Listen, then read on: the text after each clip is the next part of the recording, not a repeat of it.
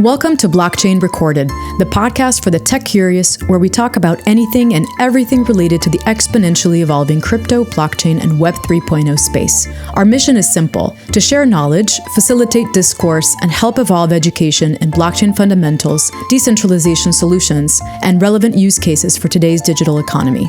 We at Blockchain Recorded are not registered investment advisors and do not deal with financial or trading token elements, nor offer any licensed financial services. The content of this podcast is for informational and educational purposes only, while the opinions of all parties involved are their own. I'm your host, Nina Tserar, and now let's talk blockchain.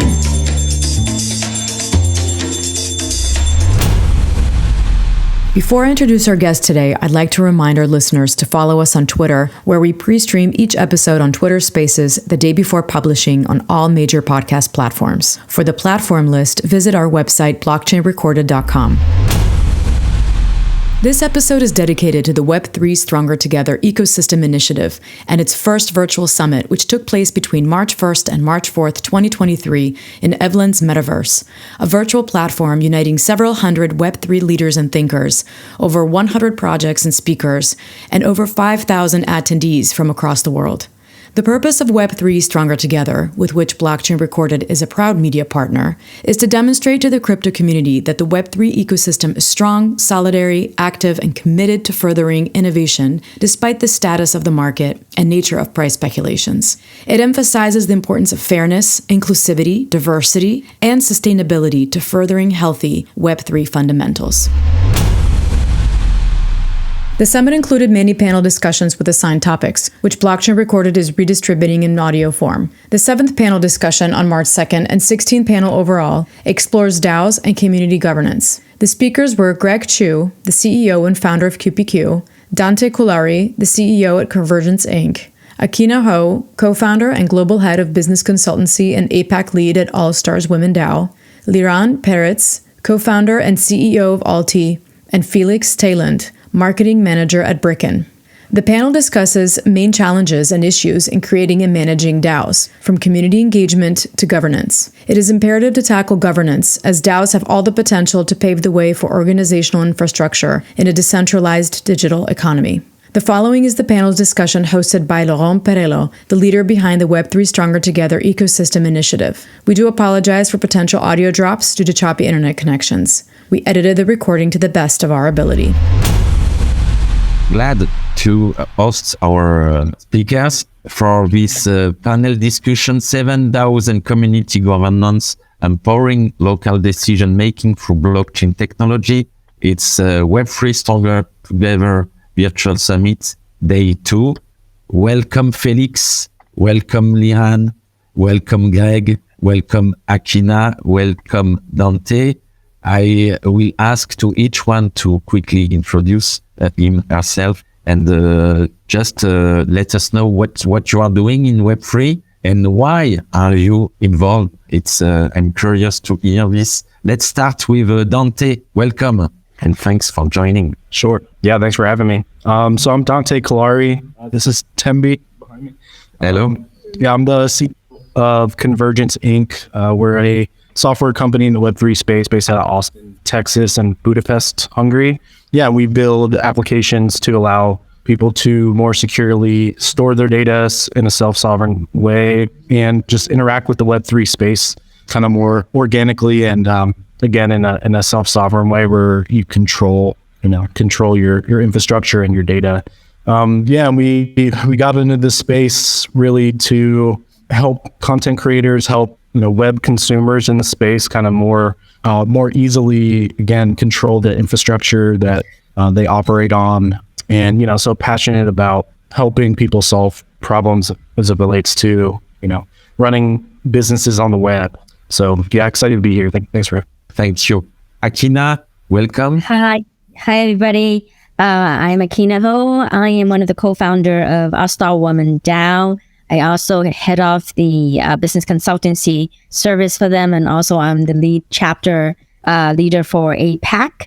And what is All Star DAO? We are an investment DAO, and then I also we're formulating a parent company on top of All Star DAO called EDMA, which is an All Star DAO management authority that helps DAOs to become a real DAO. And then from idealization all the way to onboarding into a DeFi platform that does governance and treasury. We, on the All-Star Women DAO, what we're trying to do is actually bridge the gender gap, the age gap, and the culture gap. I'm in a hurry to hear you sharing your experience. Welcome, Akina. Greg, welcome. Hi, everybody. My name is Greg Chu. I'm the CEO and founder of QPQ. We're building the infrastructure to make all of the dreams of Web3 possible, to really make it scalable, interoperable, secure, and capable of bearing out the distributed digital economy that we believe is the future, and really making it possible for what I would call the economic emancipation of humanity. That is to open the doors to everybody to be part of the global economy in a way that I think today we exclude something like 80 to 90% of the population. And this has been my life's work. It's what the entire purpose of QPQ is to unlock. And it's why I love being part of this process. And as this is my last appearance on the panels, I'd like to thank you, Laurent, for putting together a fantastic conference. I think the courage you've had to bring people on and get them to just talk is absolutely commendable. Thank you. Thanks to you. For me, it's absolute necessity. And seeing all you guys accepting to contribute, it's for me the proof that even if outside the situation can be really tricky and horrible for some person, there is still some hope to maintain. And I'm sure that we can contribute concretely to change the situation. Thanks again for joining, Greg. Liran, welcome. Hi. Thank you. And yes, it is a great event, and it's a pleasure and an honor to join this panel. I'm Liran Peretz, originally from Israel, but many years in the Caribbean, where I'm a co-founder and the CEO of Alti. Alti basically connects the blockchain with chat applications like WhatsApp, Telegram, Discord, and very soon all the others. We're the first one to introduce a hosted wallet, basically a crypto wallet on those platforms. So enabling people to transact value opened a wide range of different applications that now can basically be as a utility on those chats. We realized already more than 3 years ago that chat has to have utilities. Only now you see voting and those type of applications coming in WhatsApp and other chat platforms. But we saw it a few years ago and started to basically implement different technologies to connect the blockchain chat platforms. We have different applications, and some of them, or a lot of them, are basically tailored for communities. So I'm excited for this talk and looking forward to contribute. Welcome and thanks again. Felix, welcome. Thank you so much for being here, and it's a pleasure sharing this panel with everybody. My name is Felix. I'm a marketing manager at Bricken. It's a Spanish-based company. We work mainly with asset tokenization. So we help companies raise capital essentially by bringing their assets, equity, and self crowdfund through on-chain. Also providing sort of a full management solution where they can also manage the investor relations through voting processes and kind of bring in the investors more in a sense, in a more way cohesive to Web3 communities in general, kind of changing that dynamic between investors and companies. So yeah, that's a bit about Bricken and about me. Welcome. I would like to start to ask to Akina. Akina, you have a strong background experience. You constantly experiment. Could you share with us what are the main challenge to create a DAO and to really, in the long run, engage the community? Because I think we discussed previously the human aspect, and I'm really glad that we have all during our talk, we are human-centric and far away from creating the community and acting in a way keep the commitment. We also find a way to deliver a real tangible value locally, Right. And for each one, everyone, and everywhere. Right. Well, gosh, that's a lot of questions. Let me answer the basic one. We've been working with a lot of DAOs. I mean, our community is We've been around for a year plus. We're a very strong community. We have a general community whereby it's just on our social media following. We are not that active there, but we have a very close-knit ambassador community whereby people are about 70% are women, 30% are men, and 60% plus are more like senior executives, C-level founders, investors, creators, and the rest are young professionals or middle management, right? And our goal is just to be understanding what Web3 is, making a very inclusive environment for people to share information, ask for help, find talents, and just participate in different types of events and stuff to support each other, right? So we notice we have a lot of DAOs inside our DAOs too. So other investment DAOs and stuff. We're very, very inclusive. We don't see any competition at all. So one of the challenges for DAOs become a DAO is that they realize that they don't know how to run a community. That is a big problem. So they started out and they have this fire and everybody has a community. Then they said, what else are we going to do with this community? How do we get them to pay us, right? And how do we run our DAO without money, right? So that this whole thing, and then people start questioning them about when they ask for money. People's like, well, what are you going to do with the money? And then so they didn't understand that there's a white paper and there's a light paper and how to onboard DeFi.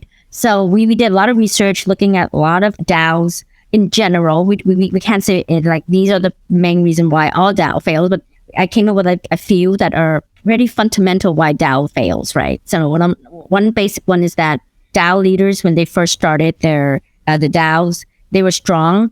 And when they brought in members and stuff like that, the DAO leaders tend to dictate and change the direction after everybody on board. And a lot of members just fell apart. So that's one. It's a breaking between the leaders and the members. And the second one is the reverse, whereby the leader comes in with a purpose and then a lot of members join and the members got very powerful and they kind of veto the leader, right? And change the purpose of the DAO. So that breaks the DAO and then the leader goes off and finds something else. So that's another reason. So that's more of a personality reason, which exists when you have human, right? And then the third problem is that they don't have a white paper where everybody agrees and understand what is it that they're building and what are the rights they have once they become a DAO. And when you're really a DAO, because I was involved with the law of England and Wales for the Law Commission for the Call of Evidence to talk about with other experts around the world, to talk about how should they govern DAOs, right? And we're in talks with the Dubai government too, the MCC, and try to understand. And then it brings to another problem why DAO fails because they built their own platform. So it's like to build a DAO platform, you have to understand blockchain really well, security really well, and all the other stuff. And then if your DAO is not really a platform DAO, which your main goal is to build the platform, then it's best not to build your own DeFi platform to manage your DAO. You should leverage other third parties. So that's one of the things we come to the consensus. And then if you do create your own DAO DeFi platform and you're running a DAO, then the government should give you two types of compliance. One is the compliance of managing the platform, so there's no commingling of funds and like fraudulent activities and negligence and stuff because you're responsible for the DAO. So we don't want another FTX on our hand, right? So that's the main thing. And the third thing is that a lot of DAOs, when they are growing and they're prospering, the profits gets bigger, right? So people become greedy. In the beginning, everybody started, I want to save the dolphin, wow. But when you're managing a $100 million fund or $5 million fund, when you start saving the dolphin, it becomes something else, right? So people start fighting, and then a certain party within the DAO becomes more powerful than another. So they're making the right decision for the DAO. Sometimes it's not the agenda. And they have nobody else to ask for help. So bringing in the third party, that's why the parent company of All Star Women, ETMA, is the management trustee company that we can come in and audit the issues and provide a very clear assessment and say, this is what we think. This is the facts. It's not subjective. These are the facts. Here, you guys can vote on it, right? So like that kind of helps. So because there was a issue where there was a DAO who had $100 million project led by one key strong group within the DAO. It was falling apart in COVID. And then another group came up with an answer to solve them, to save that money. But then that group was so adamant about not changing the thought, and they lost the money because they didn't have enough time to make the decision to pivot. So these are the issues that we try to help resolve.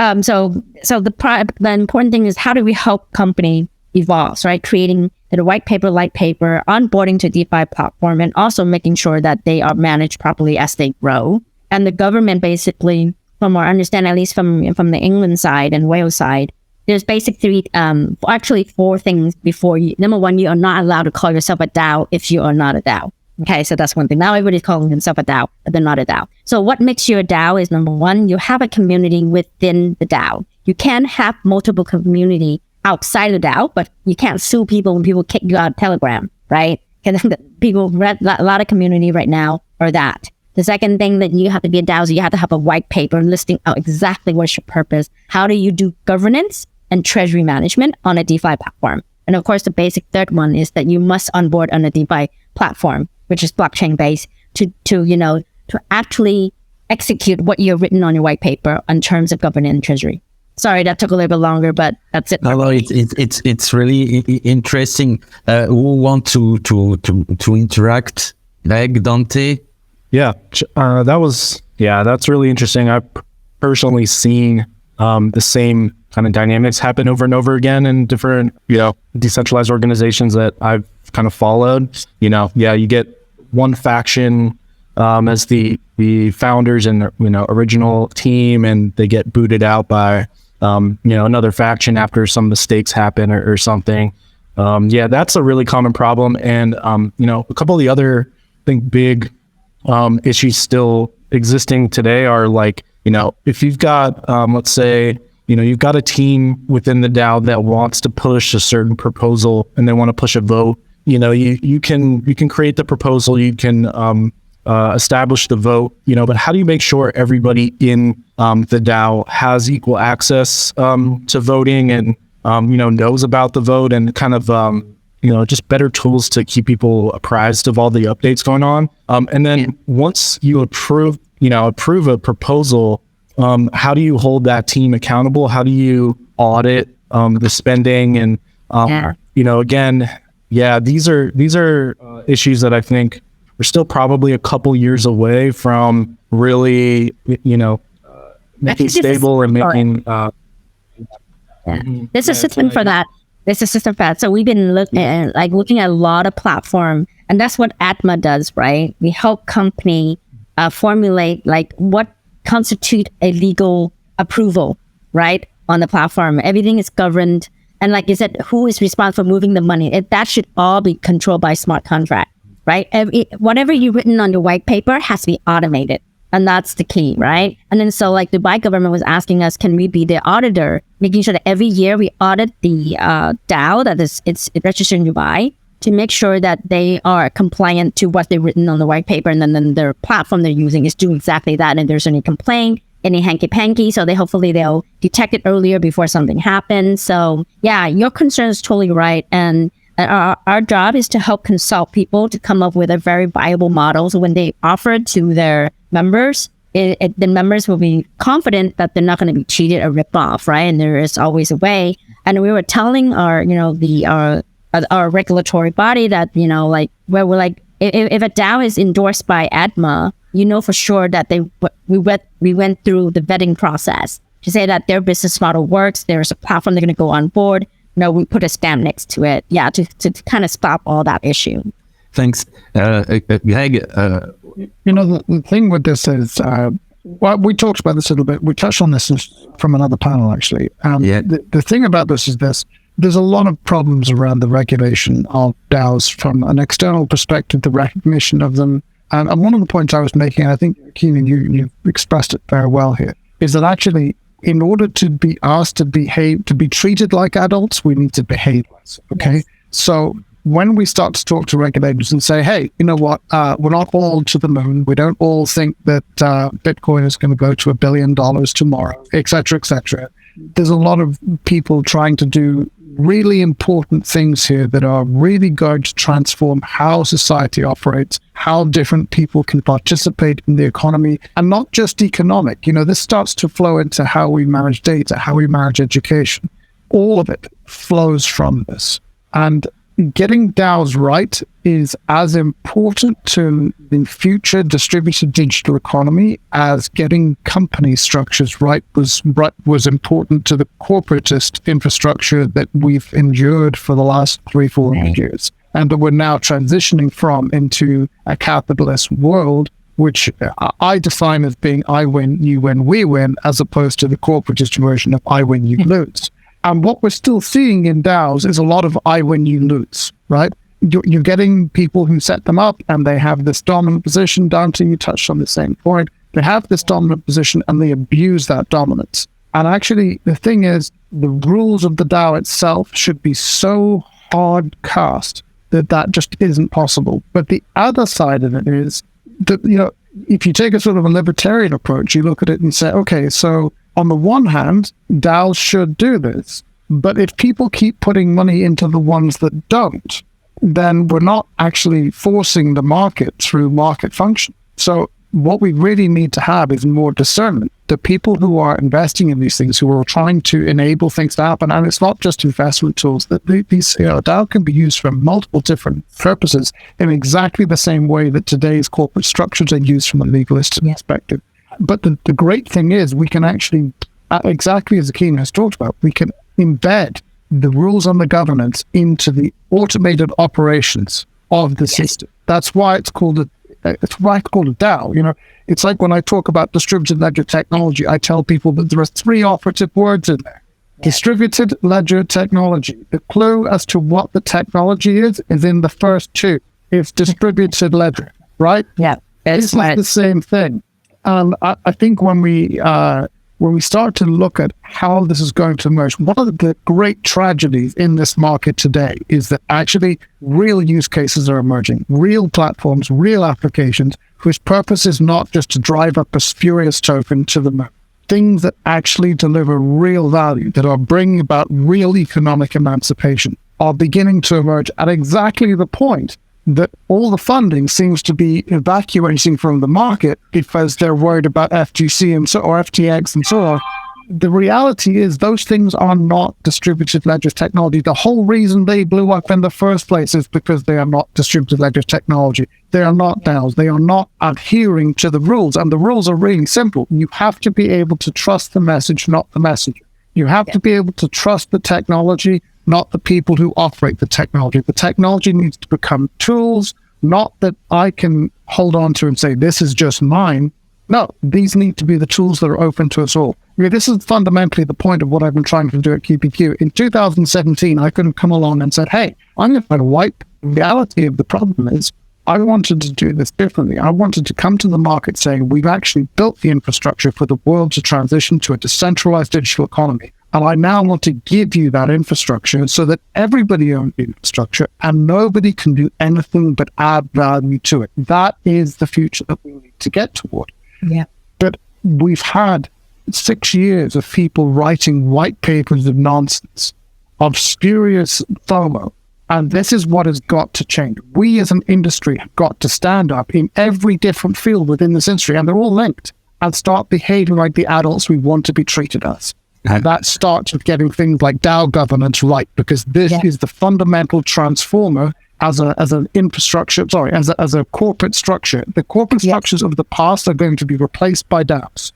But we have to start getting the governance right, and removing that capacity for abuse. And once we do that, we can move to a state where we can actually begin to talk to regulators constructively and say, hey, you really need to think about this. You need to cast in law what a DAO is. And Akina, you touched on that a moment ago as well. Forgive me jumping on this so heavily, but this is an area of huge. It's really exciting and so inspiring. One more time, Liran, what is your point of view on this? And I think everything said is very true. There are a lot of challenges on the forming and basically managing a DAO. There are some decisions that has to be taken by the community, and sometimes the community is not even well educated before. Yep. We are all talking about voting. Voting can have a very, I would say, a lot of different voting systems. For example, would my vote count as let's say, parallel to the amount of token or NFT I'm holding, or is it one vote per person? Each DAO has to take some decisions. And I can talk for hours about the different consensus mechanism and what need to be done in order to really put a good system in place. And I think a lot of it is what Greg just said. The other side is also interesting, and meaning the community itself. Sometimes the community does know everything, let's say the best case scenario, but they're just too busy or too much involved in other things in life. So one big challenge of a DAO is to create real engagement and the rewarding mechanism, how to really make people engage and feel that they have some results. It can be impact investing, and the results can be in different forms, not necessarily money, but that's a big side of what we do, basically advising DAOs and giving them the right tool to keep the community engaged. That's what we find a lot of the DAOs are struggling with. Yeah, thank you. It's really interesting. Felix? I think a lot of it is dependent on also the purpose behind the DAO. I mean, if there's for example, a pure monetary objective, I mean, by default, you're going to have problems where people drop off and people don't stand true to the values of why the DAO was created to begin with. Also, a lot of the problems the way I see it is that it's not really clear yet. It's still early, right? And the applications of a DAO and where a DAO makes sense. And just as Liran said, what the structure of voting is. I mean, it's to some degree dependent on the application and the reason behind it, and that's by default going to vary. And do see a lot of incoherence and bad structures. I mean, I recall, I can't remember the name, but I saw this one DAO who I think somebody got hacked. Maybe one of you guys knows about. They got hacked and they overturned the vote 5 times about reimbursing them or should they not. And I mean, arguably that goes against the whole consensus, and they try to change the narrative, and it just destroyed the purpose of the DAO to begin with. So I think all of these factors, it's tough because, again, we're very early, and I think many of those issues are going to get resolved as the applications become more clear. For example, in our case, where we really want to bring in DAOs as a means of governing for traditional investors, for investors to be more involved with the investments that they have, it's more clearer in what way one would structure a DAO and in what type of decision making should be done. So I don't know. Saying yes is a very new thing. It's very tough to say how. Yeah, thank you. It's what's also I think all bring us the on a daily basis the energy to keep building and experimenting. What I have in mind, and maybe Akina, you can share with us. Do we see some DAOs trying to experiment a kind of hybrid governance? I mean, having several voting process depending on the topic, if it's about the fund or if it's simple decision, or it's mostly one kind of governance that is which is applied for the whole decision.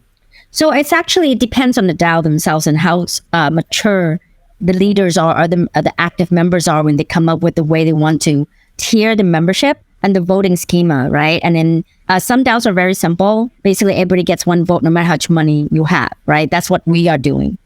Because, if you want to add more money in to invest in something, that's your own decision. But if we should invest in something or not, that should be decided by everybody, right? And then we basically says that we can't guarantee that everybody in the DAO will vote. So we basically, whoever's active voting on that subject, because I might not want to invest in a football field, right? But I would invest in a villa in France, right? So whatever it is that we want to invest in. But, but that's not where we invest in. We actually invest in startups that are female-led or men-led that supports women. So we're in Web3 tech stuff. So I'm just using it as an example, so we're based on the active, we want 70% of the active voter must say yes to a project. Because if you're not going to vote, you're not going to invest in that project. So we shouldn't count you in. to say we should invest in something or not. So if you don't want to invest, it should not stop other people from investing, because the determination is not for everybody to invest in everything together. Is you want to invest in something that you want to find. So that's one. Other people are separating into different type of members. Some are like say that these members are responsible for the governance of the DAO.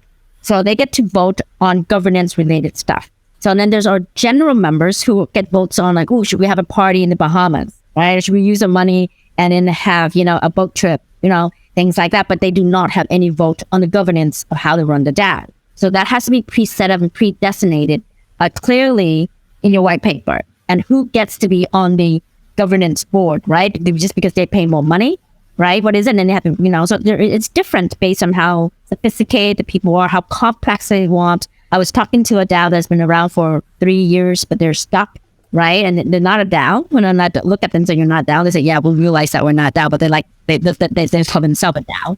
They have a member and everything, and they have a place for everybody to hang out. And then they wanted to separate their membership DAO versus the owner DAO, right? The owners who owns it. So like, basically I said, you can't make your owner part of the DAO because you're not going to let anybody else to enter that ownership anyway. So it's a close member. You don't need to make a DAO. And I always ask people, if it doesn't make sense to be a DAO, don't do it. If you just want to be cool and slash the name DAO, you're going to be in trouble, because once the regulators start regulating you and they say, if you're going to call yourself a DAO, prove to us you're a DAO. If you're not, they're going to penalize you. You're in trouble. So like a lot of people are like, oh, I didn't know that. It's like, if you're not going to have the will and the passion to build it, a DAO is not a simple thing, like you said. And I would love what, Greg said, right? That's going to be the future organization, because if you look at, the news about Google is no longer what it is anymore. It's a big machine of bureaucracy and administration. And then I have an intern that used to work for me a long time ago. Now he's there and he's like, Google sucks, right? The management sucks, people suck, you don't do anything, everybody's so busy just filling in the paper, just being nice, no one does anything. So I think that will change that, the bureaucracy, the way the company being managed is mismanaged. I've been working in a lot of corporate, do digital transfer and change management.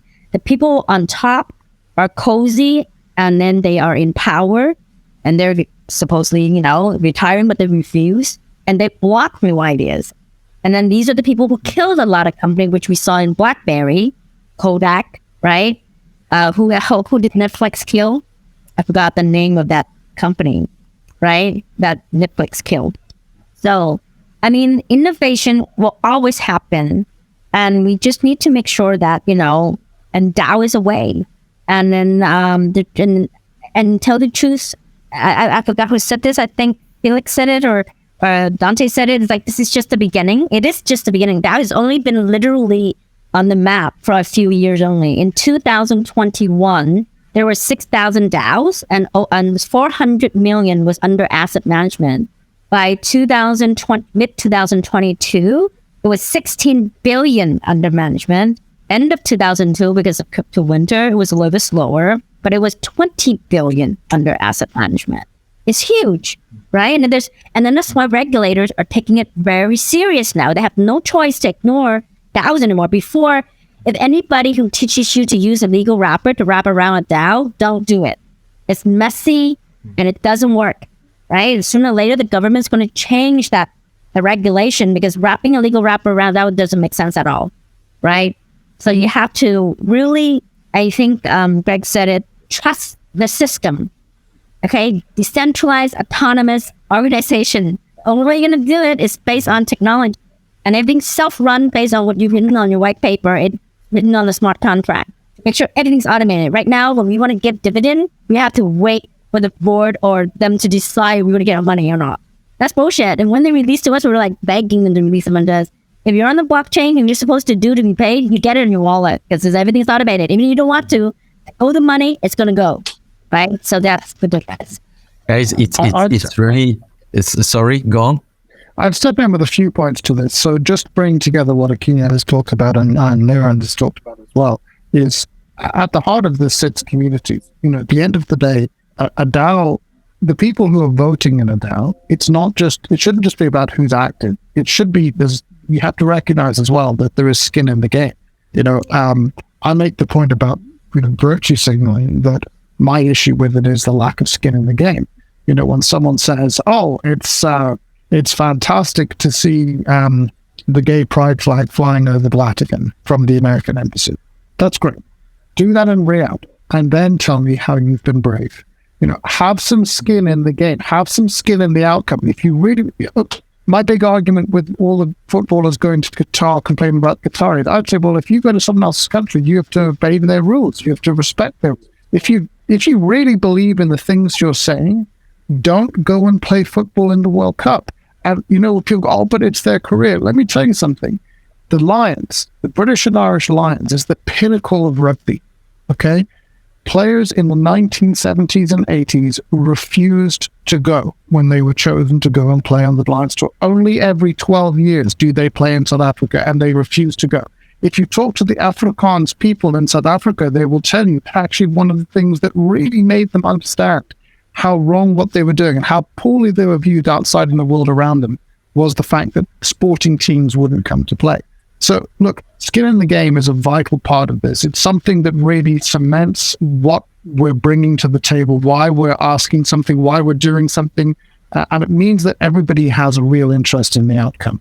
That's one part of it. But how do you foster that? It isn't just by how much money someone put into it. As Akina said, it's what Liran is talking about. It's how do you get people to be more engaged? How do you make it such that people feel like they're actually part of the decision-making process? And some of that goes back to what Dante and Felix have talked about, which is, don't just join every DAO in sight. Do the ones that are actually really aligned to what you want to achieve and how you want to achieve it. Be that engaged person. Have your skin in the game. And the last point I'd make to this is to really take this away from just looking at investment and start to think about this in the context of the future of work. People beginning to work together in collectives to do things. Not just, I talked at length in also for many years now about the power of cooperatives to transform things. My grandfather started the credit union movement in Ireland, which transformed access to finance in rural Ireland, perhaps doing more economic good for rural Ireland than even the European Union did, because it was local people lending to local people. Those effectively were DAOs. Each credit union was effectively a DAO. The cooperatives, the farming cooperatives, the guys who are coming together to milk together, to process their milk together. These are all the future DAOs. Everything that we today see being done by cooperatives, corporations, incorporations, limited liability partnerships, etc., lends itself to this. And as Akina has said, the big change here is this is not about having a legal structure and having to go through courts and having to have the money to go to court to take something up. It's actually that these are hard-baked rules. It's decentralized, autonomous, organization. 3 operative words again. Yeah. It's really fascinating, inspiring, guys. The time is running fast. For the next edition, trust me, we will have a longer panel discussion to give you Dante, last word about this really fascinating discussion. Yeah, last point I would just say is we need, I think, decentralized Oracle networks is a big area, again, to validate that the actions that are happening in the real world are being, that data is being cross-referenced, and, we're using smart contracts and things to automate. We're bringing data out from the outside world into our smart contracts. We need to be validating every piece of that. So, still some time for those tools to progress, and, but I totally agree with everything that Greg and Akina and really the whole panel has said. This is the future, I believe, of business, of, action at for the masses. So I think, it's a bright future, just, a few more years and we should really see an impact, that's thank you, Dante. possible. So Felix, the last one. Thank you.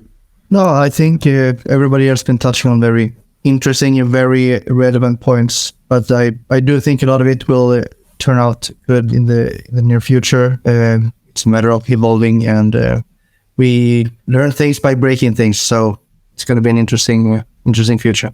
Thank you. Liran, a last word.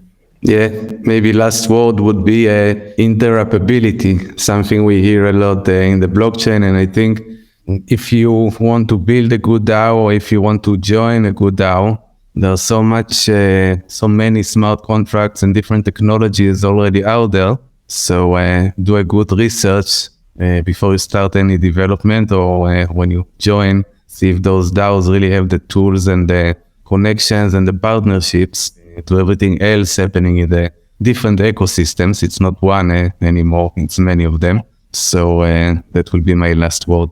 Thanks a lot. Guys, it's time now to end this fantastic discussion. I will come back to you all because I want to continue. It's so inspiring. Thanks a lot for bringing who you are, your diversity, your philosophy, your mindset. It's really valuable. I do appreciate it's what we want to deliver with Web3 Stronger Together. And I'm really glad to see that you have all contribute. See you soon. It was a pleasure. And let's keep building, experimenting together. Yes. Thank you so much Thanks for having me. Bye-bye. Thanks again to our guests, and thank you everyone for listening. Thanks also to the Bariam Music team for providing their music. You can check them out on bariammusic.com. All of the supporting information is on our website, blockchainrecorded.com. You can listen to us on Google, Apple, and Amazon podcasts, as well as on YouTube, Spotify, Radio Public, and Stitcher. You can follow us on Twitter and YouTube, where we are super grateful for your support. Stay tuned for our next episode.